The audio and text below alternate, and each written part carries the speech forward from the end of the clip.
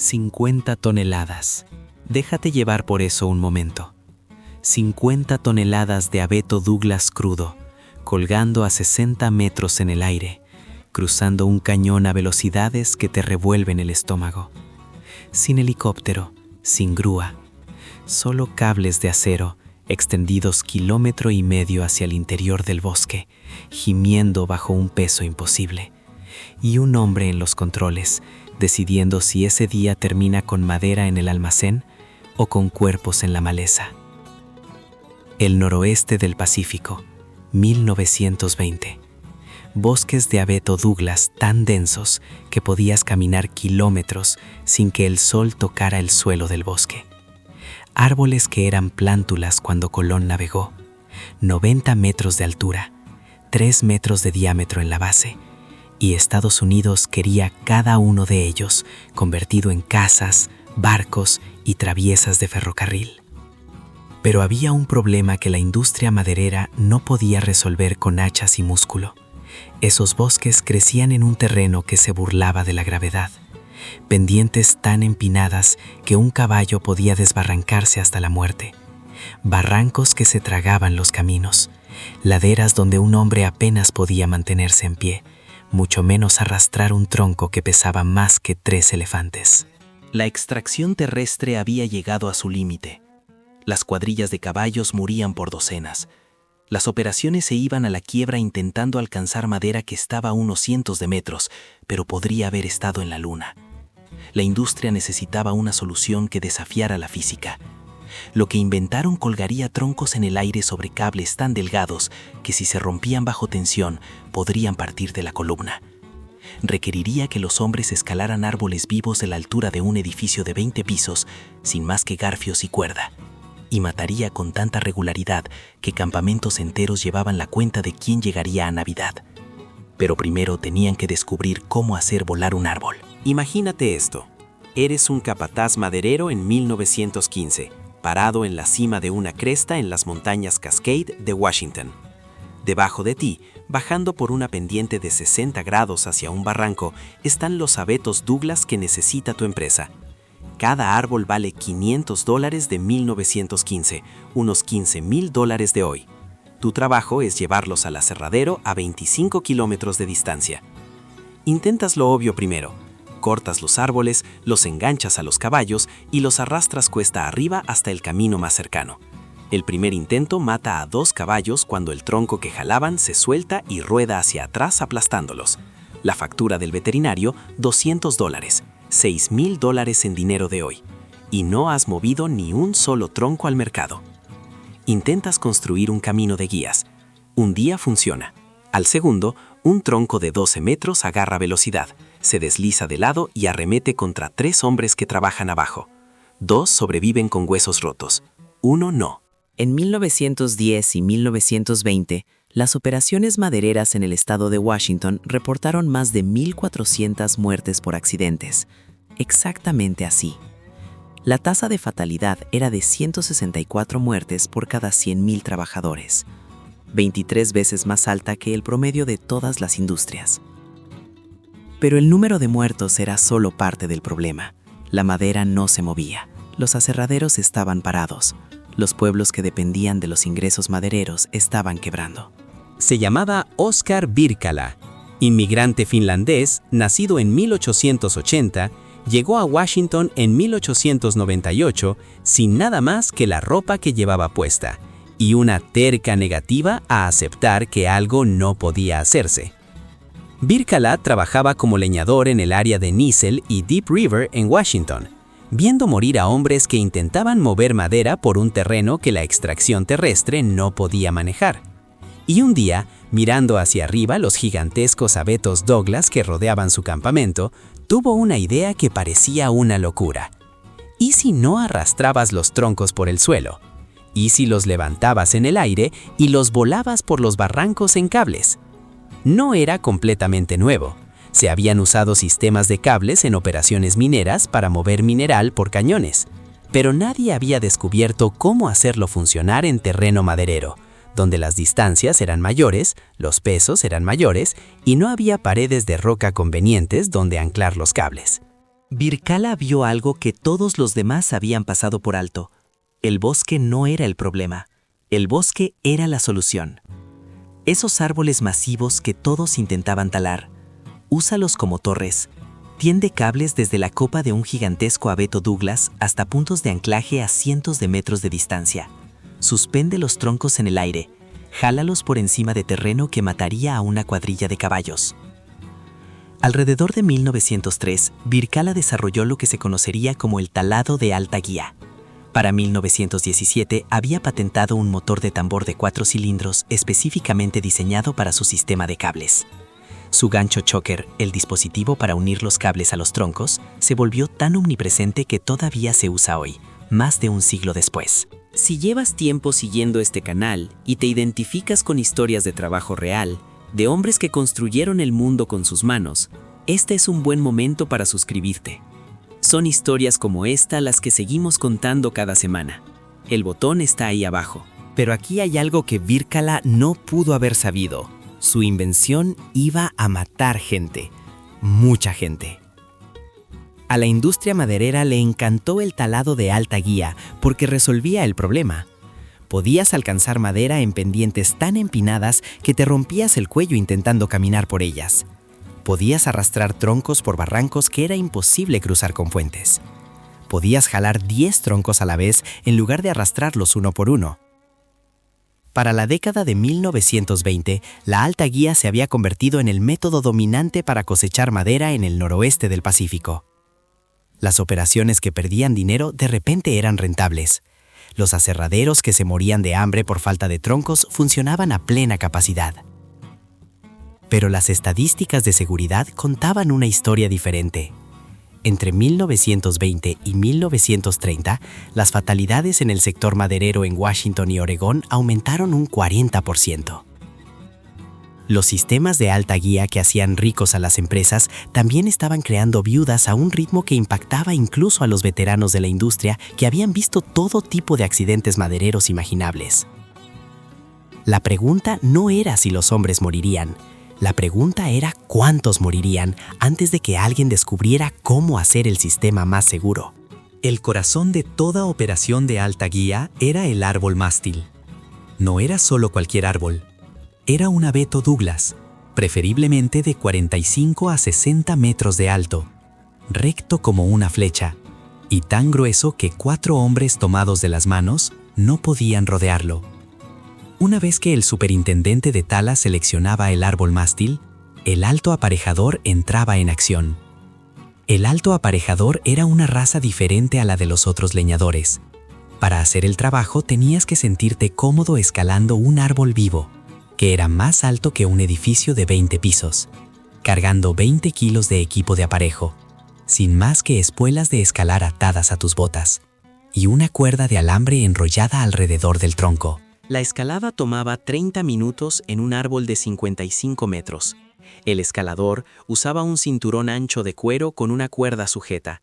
Enrollaba la cuerda alrededor del árbol, se recostaba en el cinturón, levantaba un pie con espuelas, lo clavaba en la corteza y luego repetía con el otro pie, una y otra vez, caminando por el lado de un árbol mientras cargaba un hacha para cortar ramas mientras subía.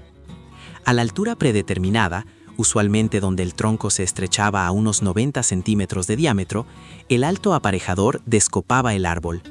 Esto significaba usar una sierra de mano para cortar el tronco, mientras estaba parado en nada más que sus espuelas y su cinturón. Cuando caía la sección superior, todo el árbol se sacudía violentamente. Si el alto aparejador no estaba bien apoyado, el movimiento podía lanzarlo. Más de un alto aparejador cayó a su muerte cuando la copa del árbol se fue de lado en lugar de caer limpiamente. El sistema básico usaba 2 cables impulsados por un motor de vapor, una caldera de carbón montada sobre un pesado armazón de acero conectada a tambores que podían enrollar y desenrollar miles de metros de cable de acero. La línea principal, o línea de extracción, era típicamente de 2 a 3 centímetros de diámetro, tan gruesa que no podías envolverla con la mano. Este cable corría desde el motor a través del bloque principal en la cima del árbol mástil y hacia afuera en el área de tala.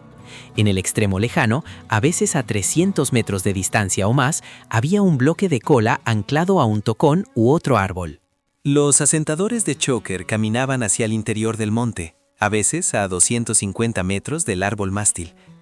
Envolvían chokers alrededor de los troncos cortados y aserrados a medida. Usando señales de silbato, un lenguaje de pitidos cortos y largos que podía escucharse por encima del rugido del motor de vapor, le indicaban al maquinista si estaban despejados. El maquinista activaba el tambor de la línea principal. El cable se tensaba. El bloque de cabeza a 45 metros en el árbol mástil tomaba la tensión, y los troncos comenzaban a moverse. La vista de aquello te paralizaba si nunca lo habías visto antes.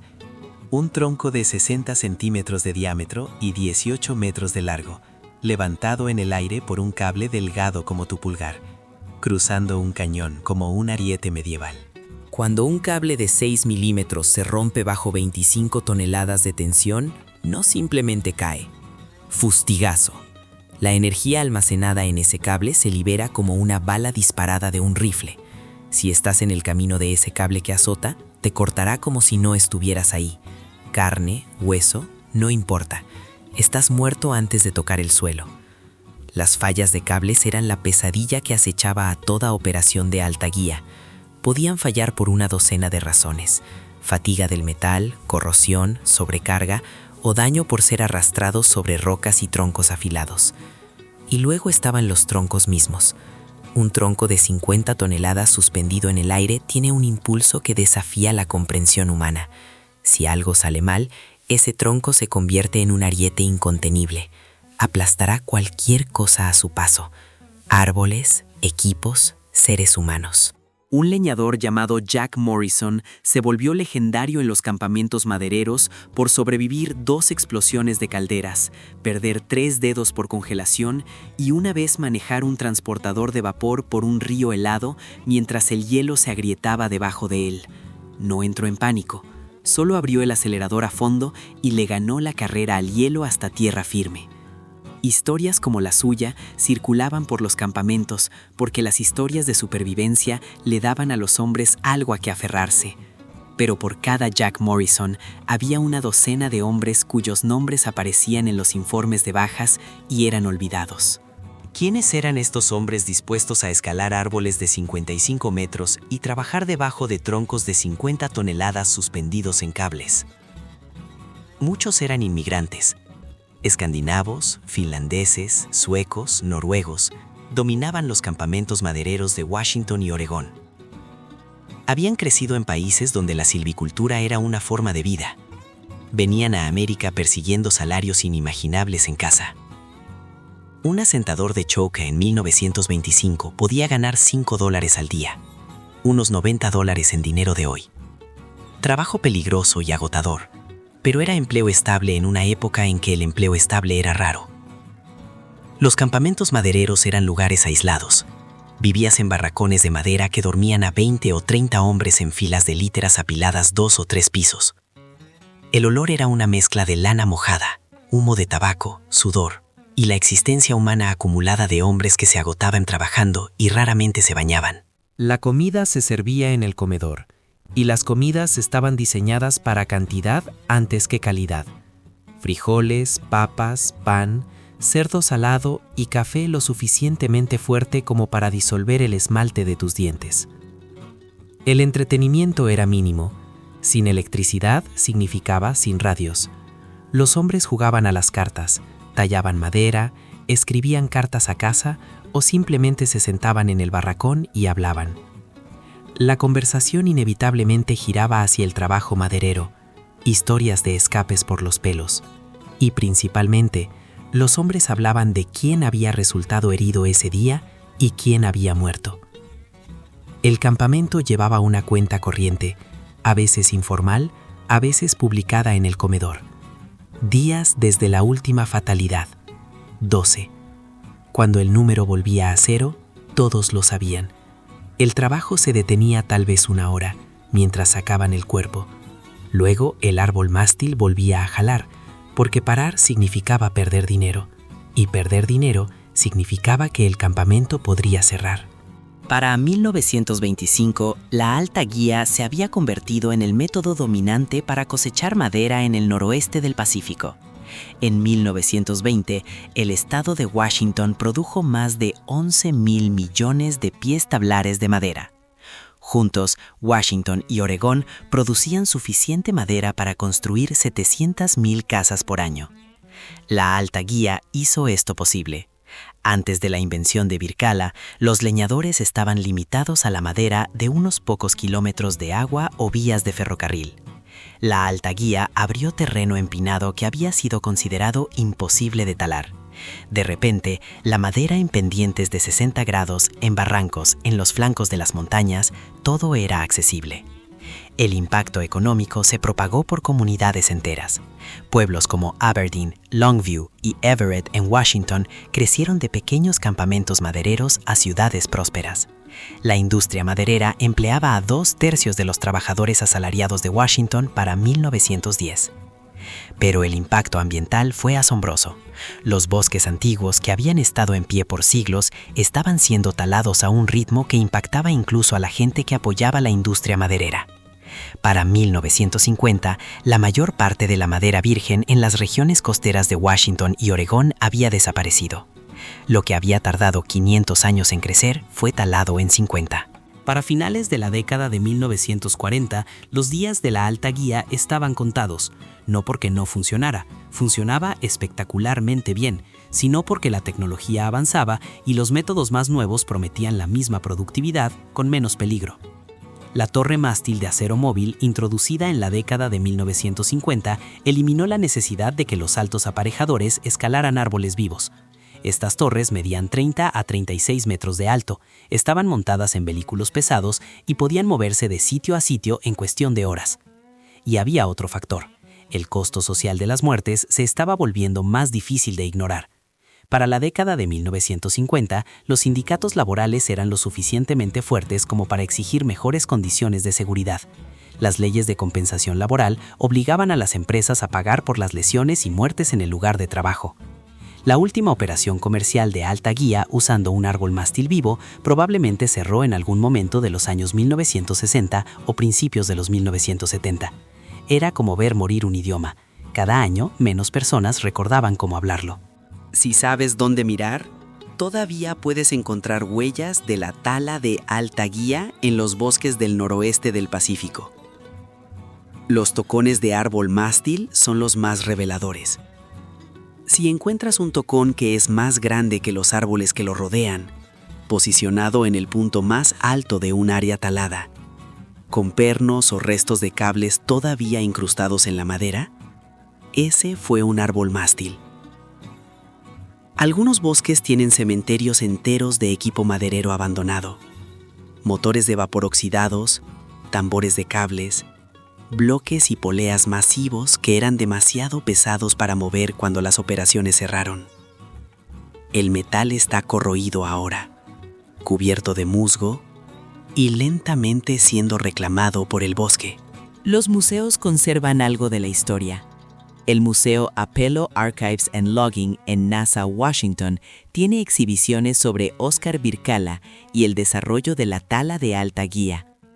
La colección Darius Kinsey documenta en miles de imágenes la tala del noroeste del Pacífico a principios del siglo XX. Mirando esas fotos, puedes ver la escala de las operaciones. Árboles tan grandes que 8 hombres podían pararse en un solo tocón. La tala de alta guía fue el producto de una era que creía que el mundo natural existía para ser conquistado. Los bosques eran recursos que extraer, las montañas eran obstáculos que superar, y los hombres eran desechables si eso significaba mover madera al mercado. Y ahora miramos hacia atrás y vemos la destrucción ambiental. Bosques antiguos talados por completo, laderas despojadas, erosión que ahoga los arroyos de salmones. Vemos el costo humano, viudas y órfanos, hombres lisiados por accidentes, comunidades que florecieron y luego murieron cuando se acabó la madera. Pero también vemos algo más, un nivel de habilidad, coordinación y puro nervio que es casi inimaginable para la sensibilidad moderna. Estos hombres hacían un trabajo que aterraría a la mayoría de la gente hoy, usando tecnología que apenas se había alejado de la revolución industrial. No eran héroes, eran simplemente trabajadores haciendo trabajo peligroso por un salario, pero el hecho de que pudieran hacer que funcionara, que pudieran tender cables lo suficientemente fuertes para levantar 50 toneladas, que pudieran escalar árboles de 55 metros, que pudieran coordinar el movimiento de troncos masivos por terreno que te mataría si resbalabas, eso habla de un tipo de competencia práctica que hemos mecanizado en su mayor parte. Los árboles mástiles se han ido ahora, los cables se oxidaron y se vendieron como chatarra. Los hombres que sabían cómo aparejar un sistema de alta guía están muertos. Los códigos de silbato están olvidados. Los campamentos están reclamados por el bosque.